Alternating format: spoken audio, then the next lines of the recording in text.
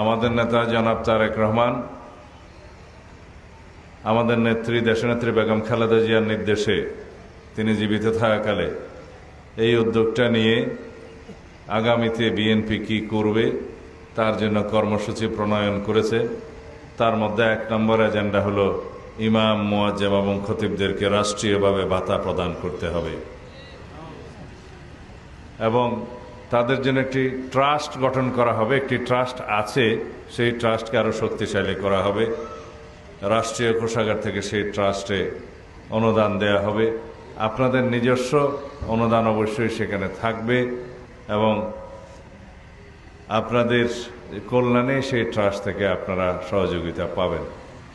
রাষ্ট্রের এবং সমাজের বিভিন্ন জায়গায় বিভিন্ন কমিটিতে আপনাদের মূল্যবান পরামর্শের জন্য, অনুশাসনের জন্য যে সমস্ত প্রতিনিধি থাকার সুযোগ আছে, যে সমস্ত কমিটিতে, সেখানে আলেম ওলামাদেরকে সেই কমিটিতে রাখা হবে এবং ইউনিয়ন পর্যায় থেকে রাষ্ট্রীয় পর্যায় পর্যন্ত সর্বত্র আলেম ওলামাদের প্রতিনিধিত্ব থাকবে।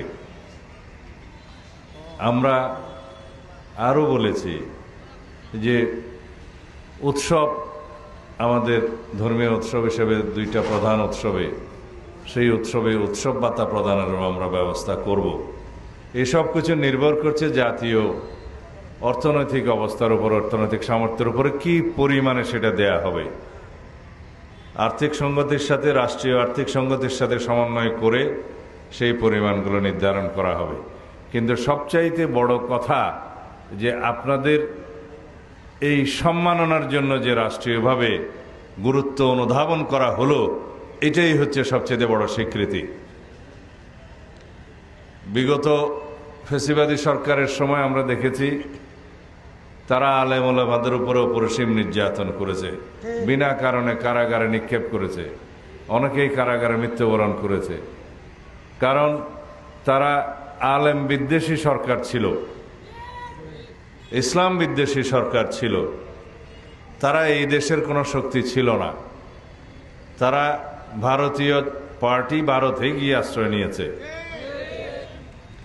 কিন্তু এই বর্তমান জামানায় এসে দেখছি যে আমাদের এখানে দাড়ি টুপি পরে মুসলমানদের মধ্যে বিভ্রান্তি সৃষ্টি করার জন্য রাজনীতির নামে অনেক পায়তারা করছে অনেক রাজনৈতিক দল, 2-1টি রাজনৈতিক দল।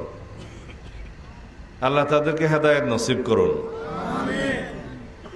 দুনিয়ার জন্য, রাজনীতির জন্য দিনকে কলুষিত করে যেন না করা হয়, সেজন্য আমরা সবাই দোয়া করি। কারণ আমরা প্রকৃত মদিনা ইসলামে বিশ্বাস করি। রাসূলুল্লাহ সাল্লাল্লাহু আলাইহি ওয়াসাল্লামের প্রদর্শিত এবং চর্চিত ইসলামে আমরা বিশ্বাস করি। যারা আজমতে সাহাবাতে বিশ্বাস করে না, তারা রাসূলুল্লাহ সাল্লাল্লাহু আলাইহি ওয়াসাল্লামকে অসম্মান করে।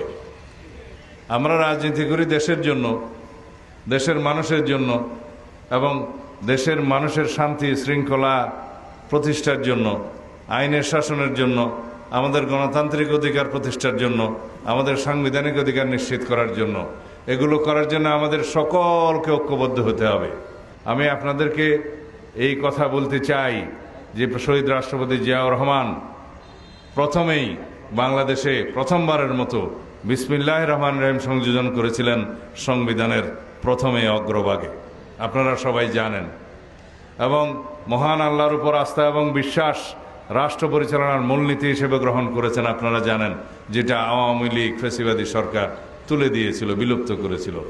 আমরা প্রতিশ্রুতি দিয়েছি, আমরা যদি দায়িত্বপ্রাপ্ত হই, ইনশাআল্লাহ আমরা সংবিধানে রাষ্ট্র পরিচালনার মূলনীতিতে প্রস্তাবনায় মহান আল্লাহর উপর আস্থা এবং বিশ্বাস পুনরায় সংযোজন করব ইনশাআল্লাহ।